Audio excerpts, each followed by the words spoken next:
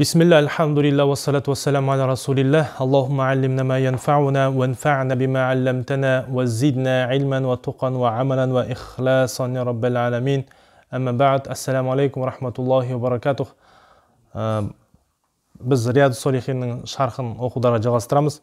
Бүгінгі оқитын жаңа бабу уджубил инқияди لحكم الله تعالى وما يقوله من دعي إلى ذلك وأمر بمعروف ونهي عن منكر.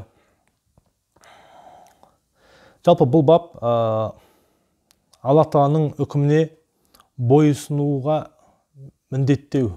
Яғни Алла Тағаланың үкіміне бойсынудың міндет екендігі жайындағы бап.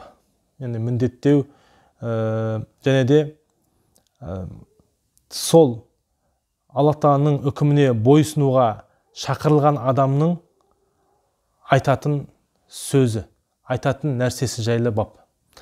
Не айтады? Мысалы, Алла Тағаланың үкіміне шақырылған кезде адам баласы бойсыну керек. Үкіміне бойсыну керек. Ол бойсыну міндет. Ал енді сол бойсынуға шақырылған адам және де жақсылыққа шақырылып, жамандықтан қайтарылған адам не айтады? Міне сол жайлы бап. Қол Аллаху Та'аля Астаизу билла فلا وربك لا يؤمنون حتى يحكموك فيما شجر بينهم ثم لا يجدوا في أنفسهم حرجا مما قضيت ويسلموا تسليما. صدق الله العظيم. Ниса сүресінің 65-ші аятында Аллах Субханаху Тағала былай деп айтады. Жоқ, Раббыңның атымен ант етемін дейді.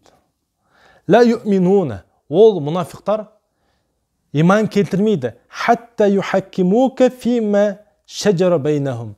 Өз ара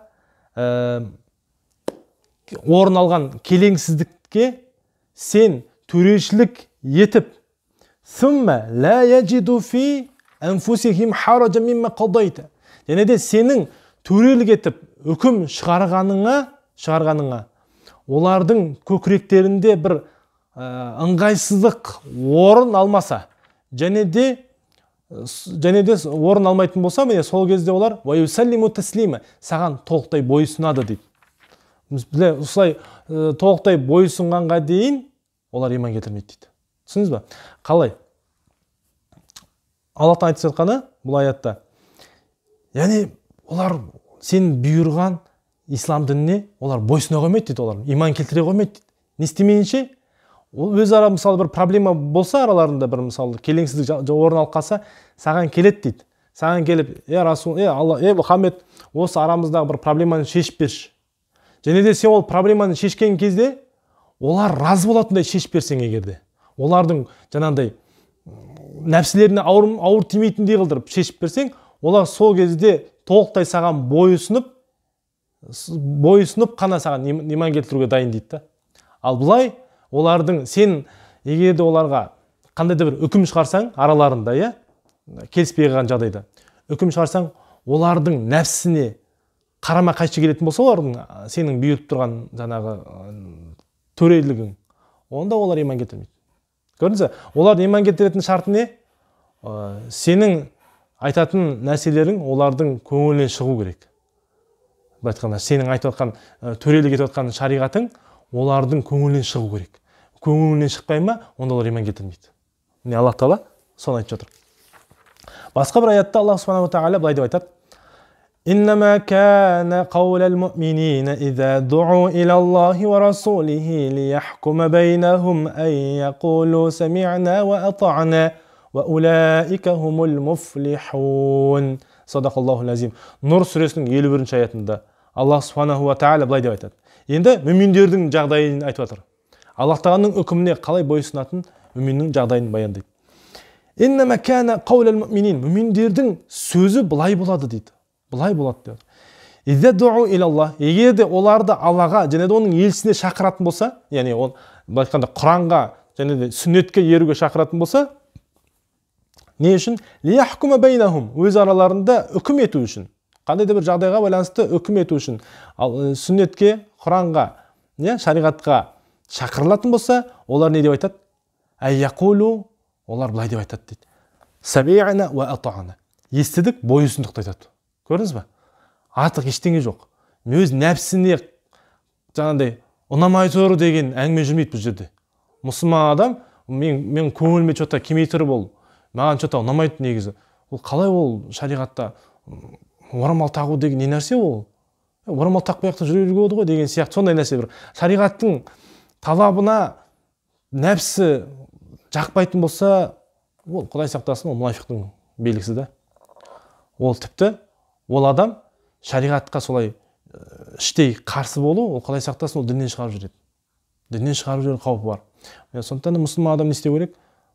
Естідік, бойұсындық болды. Разы болуыңыз керек Аллах тағаланың үкіміне. Разы бола білу керек. Ва улаика хумул муфлихун. Аллах айтып отыр. Міне солар құтылушылар дейді. Жетістікке жетушілер солар дейді. Жәннатқа кіретіндер. Тозақтың отынан аман қалатын, жәннатта мәңгі қалатын, жетістікке жеткен, табысқа жеткен адамдар деп жатыр. Бұл бапқа қатысты көптеген хадистер бар. Соның бірі хадису Аби Хурайрата al-mazkuru fi awwal al-babi qablahu. Яғни алғашқы алдыңғы бапта біз Абу Хурайраның радиаллаху анхудың хадисін келтірдік. Міне ол хадисте де сол осы бапқа да сәйкес келеді дейді. Ва гайруху минал ахадиси фихи. Және де басқа да осы бапқа қатысты хадистерді келтіруге болады. Енді Абу Хурайра радиаллаху анху жалпы былай деп айтады ол кісі. Қала ләммә нәзәләт аля Расулиллахи саллаллаху алейхи ва саллям. Ал пайғамбар саллаллаху алейхи ва саллямға мына бір аят түскен кезде дейді. Қандай? Лиллахи ма фис самавати ва ма фил ард. Аллах тағалаға аспандардағы нәрсе және де жердегі нәрселер тиесілі. Аллах тағалаға тиесілі. Ва ин тубуду ма фи анфусикум ау тухфуху. Егер де сендер іштеріндегі нәрсені шығаратын болсаңдар, немесе жасырып қоятын болсаңдар, юхасибукум бихилла. Аллах тағала сол жасырған немесе көрсетіп істеген нәрселеріңнен есеп алады дейді ертең. Яғни қалай бір істі жасырып істесеңдер де, жария істесеңдер де, соны ертең Аллах тағала сендерден есеп алады деп жатыр. Бұл Бақара сүресінде келеді. Енді міне осы аятта қараңыз. Осы аят түскен кезде пайғамбар саллаллаху иштадда залика аля асхаби Расулиллахи саллаллаху алейхи ва саллям. Осы аят сахабаларға өте ауыр келді. Өте ауыр келді. Фаатау Расулаллахи саллаллаху алейхи ва саллям. Сөйтіп пайғамбар саллаллаху алейхи ва саллямға келіп не деді? Келеді, сумма бараку аля рукаб. Кейін олар пайғамбар саллаллаху алейхи ва саллямға келіп тізерлеп отырады алдында. Яғни бұл аят айтқанда пайғамбар сахабаларға кішкене ауырлау болды. Бұл қалай деген сияқты сондай бір сұрақты туындады. Бірақ байқаңыз, сахабалар бұл аяттың үкіміне қарсы келіп тұрған жоқ. Бұл аяттың мәселесін шешіп алу үшін, өзінің жаңағыдай бұл сол мәселені сұрау үшін келіп тұрды, қарсы келу үшін емес пайғамбар. Оның қарсы келмей келіп тұрғандығының бір көрінісі пайғамбар келген кезде тізерлеп отырды. Тұрып тұрған жоқ та ол жерде тәкаппарлықпен. Пайғамбар келіп тізерлеп отырды да былай деп айтты. Фақалу: "Ей Расулаллах, ей Алланың елшісі, Куллифна минал а'мали ма нутиқ." Біз шамамыз келмейтін амалмен жүктеліп қойдық. Яғни біздің мойнымызға бір шамамыз келмейтін амалдар жүктелінді. Я Расулаллах деді. Ас-сала, намаз, джихад, Алланың жолында джихад қылу, соғысу, вассиям, ораза, вассадақа, садақа. Ва қад унзилат алейка хазихил ая ва ла нутиқуха. Және де саған осы бір аят түсті. Біз оған шамамыз келмейді деп айтты да. Яғни ол аятта не деді? Жаңа айттық қой. Аспандардағы нәрсе мен жердегі нәрселердің барлығы Аллаға тиесілі деді. Сосын аят жағасында не деді? Сендер бір нәрсені жария істейтін болсаңдар да көрсетіп, іштей істейтін болсаңдар, мысалы, ішіңе жасырған нәрселердің барлығын ертең Аллах тағала есепке алады деді. Ертең сұрақ қалады деді. Яғни сахабалар ол келіп жатыр, жарайды, сырт бейнемізді жарайды, жақсылық нәрсе жасауымыз мүмкін. Бірақ іштей кейде жаман ойлар болады. Кейде бір, білмеймін, бір жаман ойлар болып қалуы мүмкін. Ойлай беріңіз, сонда солардың барлығын ертең Аллах сұрай беретін болса, біз неміз қалады дегендей қылыпты ғой, енді былай қарасаңыз, иә? Сондай бір сұрақ туындап тұрған кезде пайғамбарымыз саллаллаху алейхи ва саллям оларға былай деп айтты. Оларға былай дейді. Атуридуна ан тaqulu кама qala ахлул китабайн мин qablikum сами'на ва асайна. Сендер өздерінен алдын екі кітаптың иелері айтқан сияқты нәрсені айтқыларың келіп тұр ма? Олар былай деп айтқан еді дейді. Біз естідік, және де қарсы келдік деп айтқан еді дейді. Сендер солай айтқыларың келіп тұр ма дейді. Яғни екі кітап иелері дегені яһудилер мен христиандар айтады. Екеуі де шатасып кетті. Екеуі де тура жолдан адасты. Неге? Өйткені олар пайғамбарларға қарсы келді. Келген үкімге олар төтеп бере алған жоқ, олар бойсұна алған жоқ. Нәпсілеріне ауыр тиді, дінге қарсы қарсы шықты. Сендер де солай істегілерің келіп тұрма деді пайғамбар саллаллаху алейхи. Енді келіп тұр, біз шамамыз келмей тұр деген сөзге қарағанда, бейне бір қарсы келіп тұрған сияқты көрінуі мүмкін, Бірақ сахабалар ол жерде сол мәселені білу үшін келіп тұрған еді. Енді аят жағасында, жаңа хадис жағасында дейді, бәл қулу, керісінше сендер былай деп айтыңдар дейді пайғамбар саллаллаху алейхи сахабаларына. Бәл қулу сами'на ва атa'на ғуфранака раббана ва илайкал масир. Біз естідік және де бойсындық, сенен кешірім сұраймыз Раббымыз, біз саған қарай қайтамыз ғой деген сөзді айтыңдар деп айтты. Ва қалу, сонда сахабалар не деді? Бірден сами'на ва атa'на ғуфранака раббана ва илайкал масир. Жаңағы сөз айтты. Біз естідік, бойсындық, Раббымыз, біз саған қарай қайтамыз деген сөзді айтты. Фаламма қтарааха القوم وذلت بها ألسنتهم أنزل الله تعالى في إثرها. Міне, қауым, сол сахабалар, сол аятты оқып, денеде тілімен сол бір аятты оқып, жүрегімен бой ұсынған кезде, не істеді? Аллах субхану тағала артынан бірден іле шала, артынан мынандай бір аят түсірді. Стаизу билля آمن الرسول بما أنزل إليه من ربه والمؤمنون.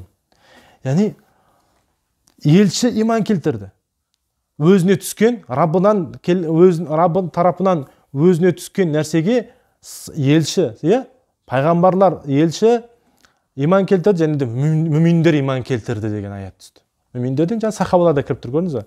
Иман келтірді. Күллун амана биллахи ва малаикатихи ва кутубихи ва русулихи ла нуфарриқу байна ахадин мир русулихи. Бай деп жатыр. Олардың барлығы Аллах тағалаға, елшілерін, періштелерге, кітаптарына, елшілеріне иман келтірді.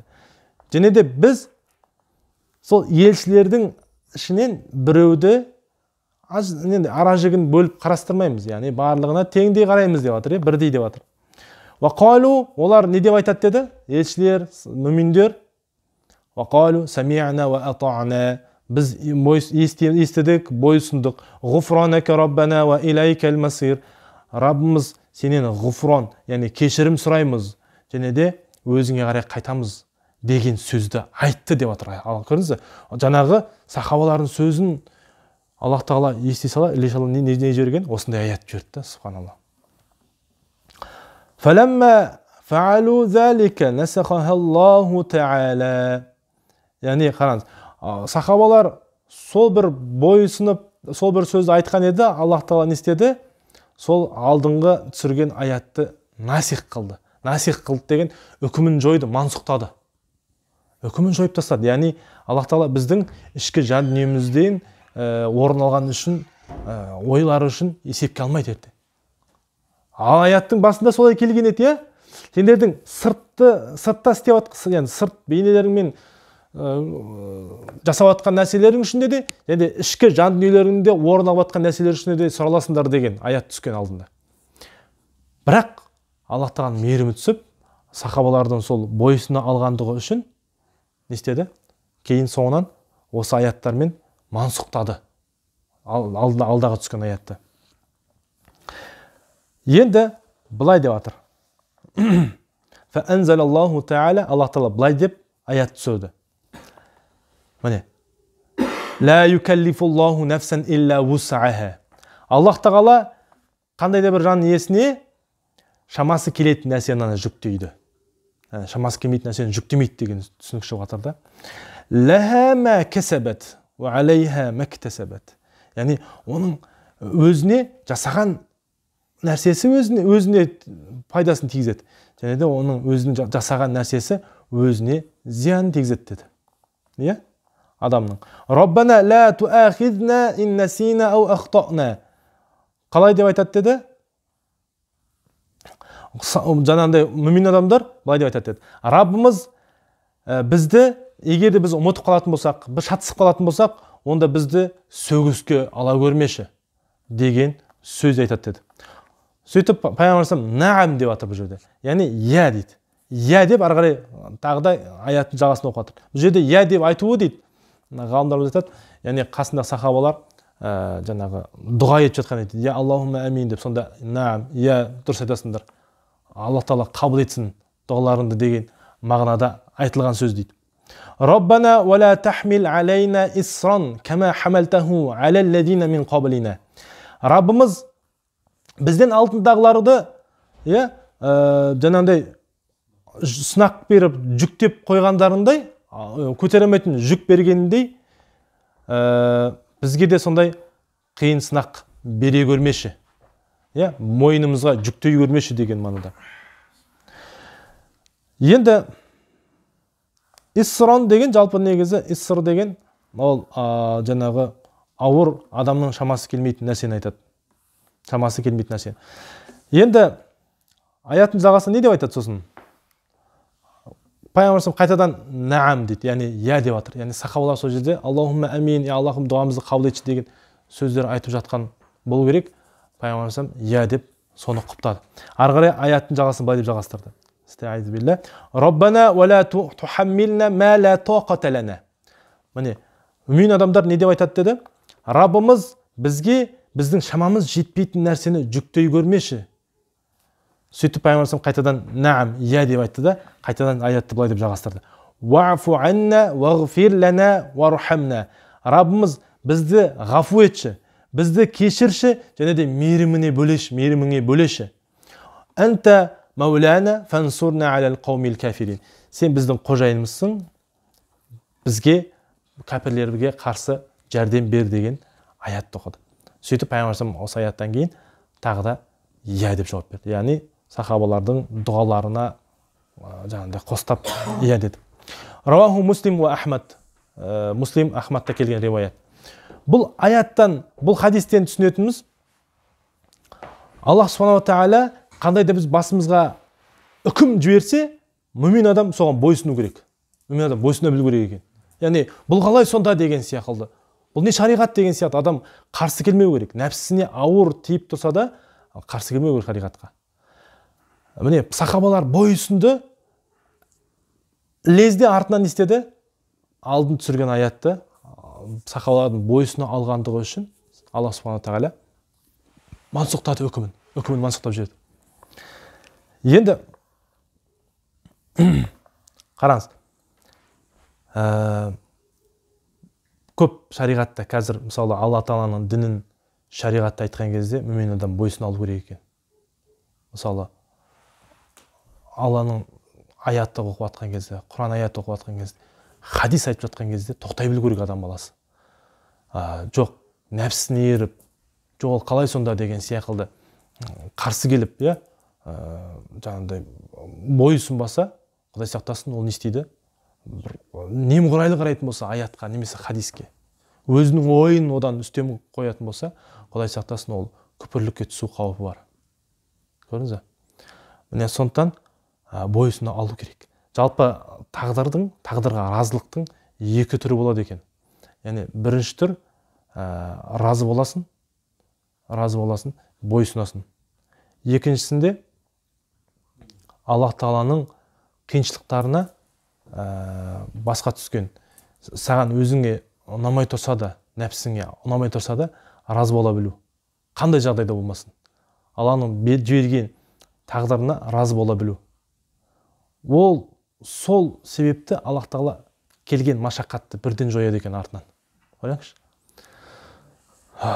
Мысалы, бізге ұнамау мүмкін бір қандай да бір тағдыр басымызға келген.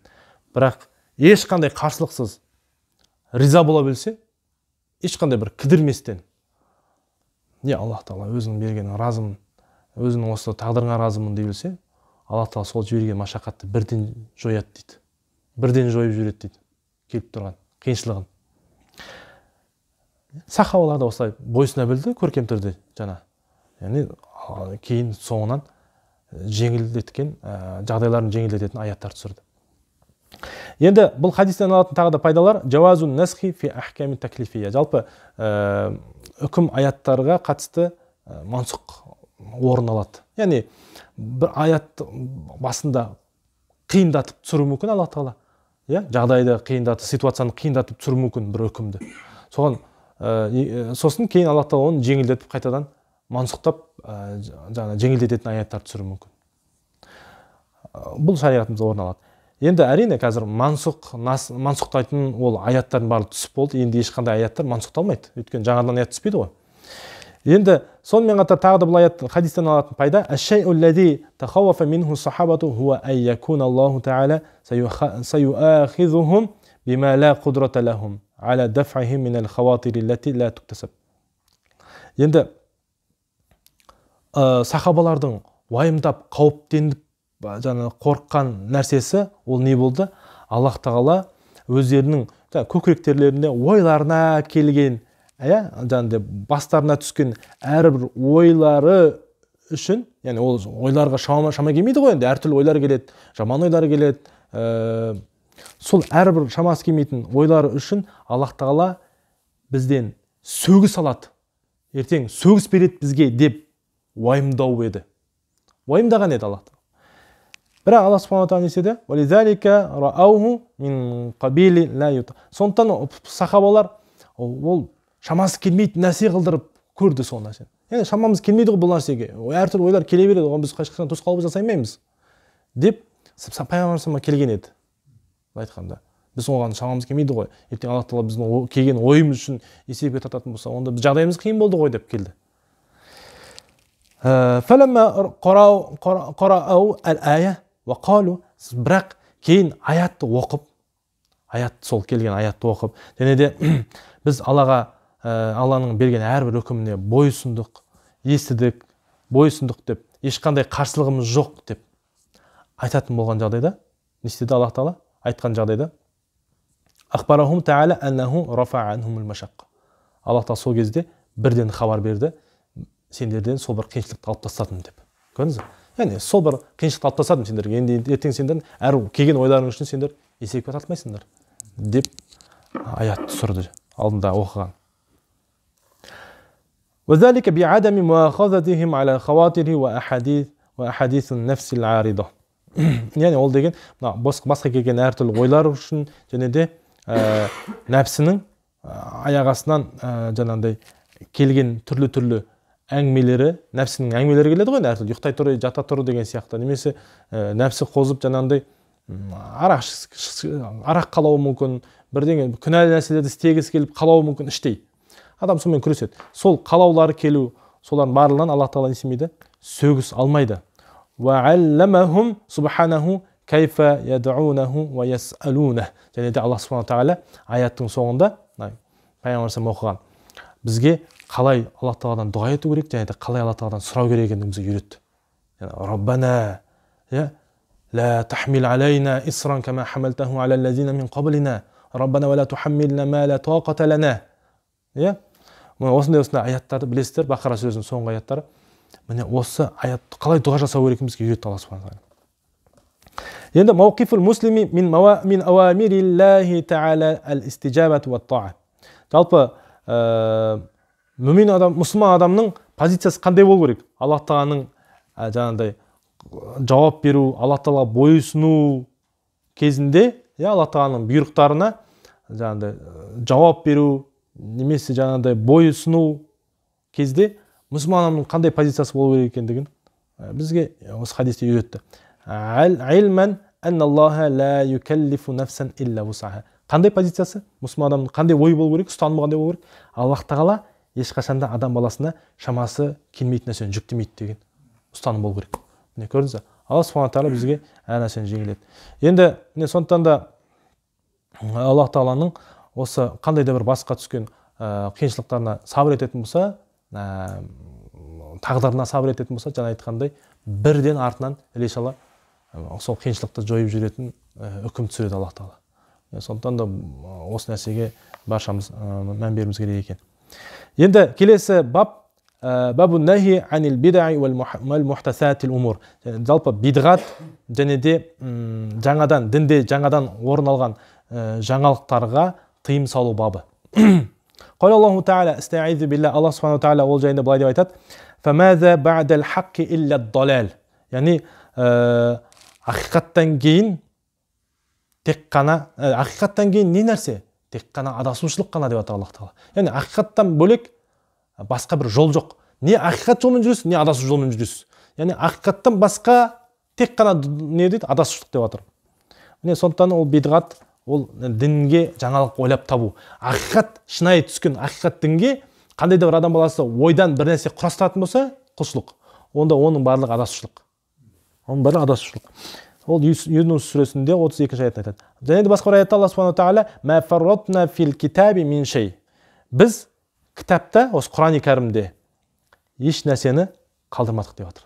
Еш нәрсе қалдырмадық. Яғни артық ойлап енді философ болып жаңадан ойлап құлшылықты ойлап табудың қажеті жоқ. Аллах Субхану Таала бізге керек нәрсенің бәрін берді болды. Еш нәрсе қалдырмадық деп жатыр дінде. Мына нәрсені Аллах Тағала жаңағыдай Құдай сақтасын ұмытып кетіпті ғой, мына нәрсені айтпай кетіпті ғой деп бір нәрсені құлшылықты ойлап табу, ол Құдай сақтасын адасушылық. Алла Тағала қасиетті Құран-ы Кәрімде не деп айтты тағы да? "Фаин таназа'тум фи шей'ин фаруддуху илаллахи ва расул".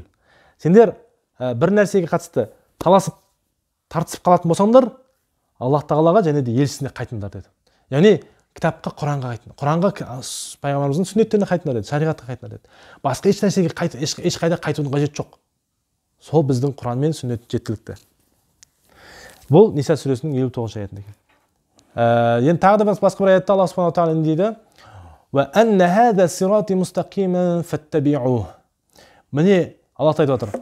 Бұл менің тура түп-түзу жолым дейді Аллах Тағала айтады. Фаттаби'ух, соған ілесіңдер деді Аллах Тағала Құранда. "Ва ла таттаби'у субула", яғни әртүрлі жолдарға түспеңдер. "Фатафаррақа бикум ан сабили". Не істейсіңдер деді? Аллах Тағаланың жолынан тарам-тарам болып бөлініп кетесіңдер деді. Пайғамбарымыз білесіздер, бір хадисінде келтіреді, бір таяқпен алып жерге ұзын сызық сызады. Бұл Алланың жолы дейді. Сосын былай тармақтар сызады жан-жағына, бұтақтар. Бұлардың барлығы шайтанның жолдары деп айтқан екен да. Сондықтан да сол тура жолдан адаспаңдар деген аят түскен. Енді Аллах Тағала тағы да бір аятта: "Қул ин кунтум тухиббуналлаха фаттаби'уни юхбибукумуллаху ва яғфир лакум зунубакум". Аллах айтады: "Ей Мұхаммед, айт, егер де оларға айт деп отыр. Егер де сендер Аллах Тағаланы жақсы көрсеңдер, маған еріңдер деп айт" дейді Аллах Тағала пайғамбарға. Сонда Аллах Тағала не істейді дейді? Юхбибукумуллах. Аллах Тағала сонда сендерді жақсы көреді. Және де күнәларыңды кешіреді деп айт дейді. Міне Аллах Тағаланы жақсы көрудің бір шарты ол пайғамбарымызға еру. Яғни бұл жерде сол біз Құран мен аят хадистерге пайғамбарымызға ілессек болды. Басқа ешқандай жолдың қажеті жоқ. Қалған жолдардың барлығы бидғат. Енді міне осы бапқа қатысты өте көптеген белгілі аяттар бар. Енді хадистерге тоқталсақ, хадистерде өте көп, оның ішіндегі ең танымал белгілі хадистерге тоқталсақ, олардың бірі мынау. Айша анамыз радиаллаху анхадан жеткен хадисте Айша анамыз айтады: пайғамбарымыз саллаллаху алейхи ва саллям былай деп айтты дейді: "Мен ахтаса фи амрина хаза ма лайса минху фахуа рад". Muttafaqun алейхи. Бұл енді келісілген хадис Бұхари, Муслимде, Ахмадта келген. Былай деп жатыр: кімде кім дейді, біздің дінімізде жаңадан осы бір дінімізде, пайғамбарымыз айтады, кімде кім осы бір дінімізде деп, яғни ислам дінін айтып жатыр да, осы бір дінімізде жаңадан бір нәрсені ойлап табатын болса, мә лайса минху, яғни діннен болмаған жаңадан бір нәрсені ойлап табатын болса, фахуарат, онда ол қайтарылады дейді. Қабылданбайды деп жатыр.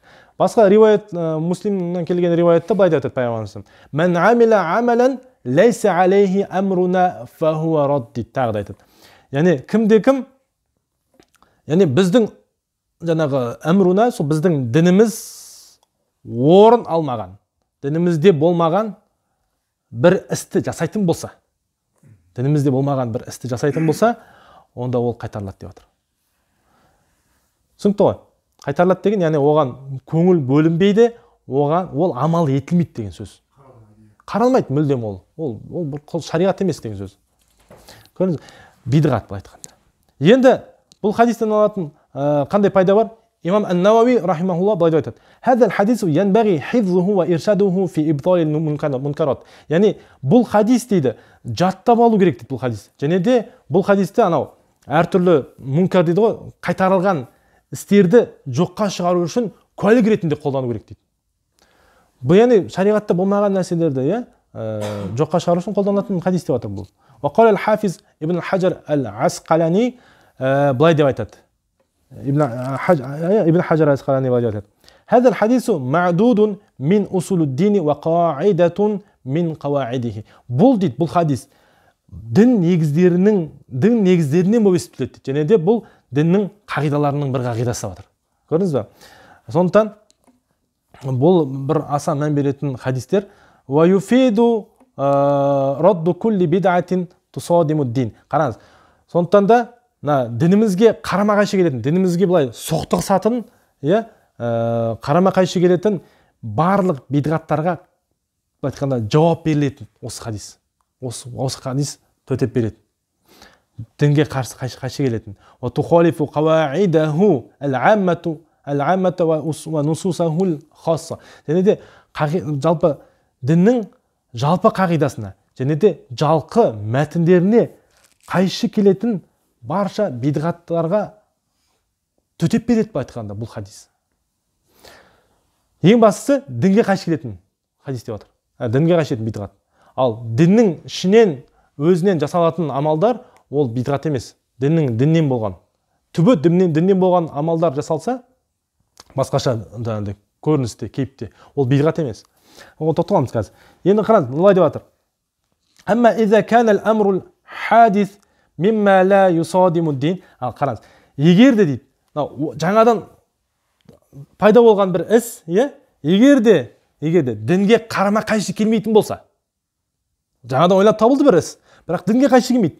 Сонымен қатар бәл яндарижу тахта аслин мин усули. Діннің негіздерінің бір негізінің астына жайғасады. Яғни діннің негіздеріне үлеседі былай айтқанда. Үйлеседі. Құпталады. Соның ішіне астына енеді былай айтқанда. Ау яқау тахта хукмин мин ахкамихи. Және де сол дін үкімдерінің бір үкімнің астарына енеді. Ондай кезде ол іс, жаңадан ойлап табылған іс, ол қайтарылған іс емес онда. Ол бидғатқа жатпайды. Бәл руббама якуну вәжибан ау мандубан. Тіпті ол кейде бәлки керісінше вәжіп болуы мүмкін емес, мандуб, мұстахаб амал болуы мүмкін дейді. Көрдіңіз бе? Мысалға кататвири адавати силах. Мысалы, қару жарақтарды дамытып жасау. Бұрын кезде найзамен жүрсе, қазір автомат, танк сияқты нәрселер жасау. Қарулы күштерді. Ол бидғатқа жатпайды. Ол өйткені біздің дінімізде жалпы бар нәрсе ғой, былай қарасаңыз, жаңағындай қару қолданды, бәрі ол қару негізінде кіреді ғой. Суреті басқаша болғанмен, бірақ қару ол отанды қорғайтын дүние. Бірақ бұл нәрседен барлығы ғалымдарымыз бұл дүниелік нәрсе дейді. Дүниелік іс. Бұл шариғат емес деп жатыр. Жақсы. Ва иададул қуаттил жадида. Яғни жаңадан бір қуат жасау. Заманауи тұрғыда қарулы күштермен қамдану әрбір мемлекет. Мұсылман мемлекет. Ол міндет. Бұрынғы қылышпен, найзамен қалмайсыз ғой. Сондықтан кейбір кезде ол бидғат уәжіп болады, көрдіңіз бе? Ол бидғат жасау уәжіп, міндет. Сен бұрынғымен қалып қойсаң, сен онда міндет нәрсені тәрк еткен болып есептелесің. Енді мысалы кабина ил-маахид, тибаатил кутуб. Және мысалы университеттер, институттар салу қазір. Мешіттермен ғана шектеліп қалмай. Және де кітаптарды баспаханамен басып шығару. Әртүрлі кәдімгі заманауи осындай кітаптарды басып шығару. Қазір енді бәрі бұрынғыдай жазып отырмайсың қолмен, мысалы. Құстың қанатын алып алып, жаңағыдай малып қойып сияғы. Оның барлығы қанша энергияны талап етеді. Сондықтан да қазіргі заманауи жеңілдіктерді пайдалану керек. Сондықтан да ол осындай нәрселерді пайдалану. оның барлығы ол бидғатқа жатпайды. Енді сонымен қатар не нәрсе? Оның барлығы не үшін жасалады? Ілімді тарату үшін, адамдарға ілім үйрету үшін. Әмрун мандуб, бұл жақсы көрілген мұстахаб амалға жатады. Сол сияқылды таспих мысалы. Таспихты біреулер бидғат деп атады да, субханалла. Бидғат. Таспих деген тас қой жай ол. Оған ешкім іліп қойып оған табынып атқан жоқ қой оны. Оны бір құлшылық қылып атқан жоқ оны. Бүйтіп істеу сауап деп атқан жоқ. Қолмен істесең ғана болады, ал таспен істесең вообще күшті сауап аласың деген нәрсе жоқ. Ол таспих ол тек жай құрал. Аллахтан еске алудың. Мысалы, сондықтан да ол дінде бар нәрсе ғой. Негізі дінде бар. Өйткені зікір етіп алатын дінде бар ғой, қолмен. Дінде бар. Ал соны тек жаңағыдай заманауи тұрғыдан немесе жаңадан жасалған бір зат арқылы. Немесе бұндай бір басып, кнопкамен басып жасаңыз, сотканың кнопкасымен басып жасаңыз зікірді. Проблем жоқ. Ал түбінде өйткені Алланы зікір ету бар ғой. Ал енді бидғат деген нәрсе, ол сондай дінде жоқ нәрсені, дінде жоқ бір құлшылықты ойлап тапсаңыз, міне сол бидғат болады. Ал аста мысалы көп қой неше түрлі шариғатта келмеген рағайып түні, андай 28 рәкағат оқу керек деймін, сонда 20 рәкағат намаз оқу керек деген нәрсе, ол бидғат шынында да, ол дінде жоқ нәрсе. Көрдіңіз, сондай нәрселер, құлшылықтар болса айтуға болады. Енді айта кетейік, бидғаттың жалпы өлшемі анықтамасына тоқталсақ. Күллу әмрин яттахизухун нас, яғни әрбір іс дейді, адам оны қолданатын. Биқости тақарруби илаллах, Аллах тағалаға жақындау мақсатында. Аллаға жақындау мақсатында. Вәләм юра фихи нассун мин китабин ау сүннетин, фахуа бидатун мардуда дейді. Яғни ол кітапта немесе сүннетте келтірілмеген нәрсе болса. Бірақ Алла үшін жасалады ол. Ол әрбір іс. Адамдар соны ұстанады. Онда ол бидғат деп жатыр, қайтарылған. Көрдіңіз, ал шариғатымызға, біздің кітап, Құранға және сүннетке қайшы келмейтін нәрсе болса, онда ол қайтарылмайды. Мына нәрсені білу керек. Пайғамбарымыз саллаллаху алейхи вассаламның әрбір істемеген нәрсесінің барлығы бидғат емес. Әрбір істемеген нәрсесі бидғатты білдіре бермейді. Көрдіңіз? Тыйым салған нәрсесі бидғат. Соны білу керек та. Сондықтан пайғамбарымыз істемеді ғой. Пайғамбарымыз істемеген, оның жаңағындай оның бидғат екенін білдірмейді. Көрдіңіз? Ол мына нәрсені білу керек. Ең бастысы діннің жаңағындай түп төркіні дінде болса, түп негізі дінде болса, ол қайтармайды. Өйткені біз пайғамбарымыздың хадисіне тоқтап отырмыз ғой. Пайғамбарымыз хадис айтты. Кім дінімізге діннен болмаған нәрсені жаңадан ойлап табатын болса, діннен болмаған нәрсені ойлап табатын болса, онда ол қайтарылады деді. Ал егер де дінімізге діннен болған нәрсені жаңадан ойлап табатын болса, онда ол қайтармайды. Ол көрдіңіз? Мысалы, мафхум мұхалафа дейміз, керісінше түсінікпен қарайтын болсақ, онда ол сондай мағына шығады. Сондықтан да Құдай қаласа тағы да келесі бір хадисіміз бар осы бидғатқа қатысты. Сонымен Құдай қаласа келесі бапта оқитын боламыз. Ва ахиру дауана анил хамдулиллахи роббил аламин.